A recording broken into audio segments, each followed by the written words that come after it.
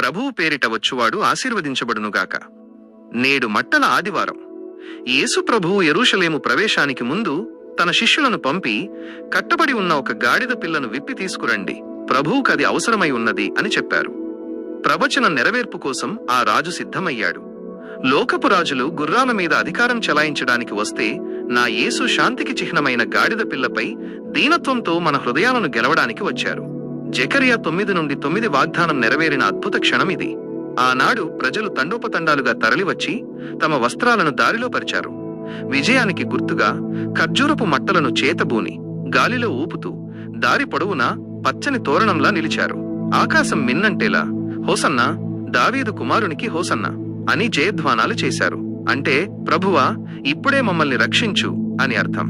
ఈ మట్టల ఆదివారం నాడు మనం కేవలం చేతులతో మట్టలు పట్టుకోవడం కాదు, మన హృదయపు తలుపులు తెరిచి ఆ రాజుల రాజుకు స్వాగతం పలుకుదాం. ఆయన మన జీవితాల్లోకి ప్రవేశించి మనకు నిత్య విజయాన్ని ప్రసాదించునుగాక. దేవుడు మిమ్మల్ని దీవించునుగాక. ఆమెన్.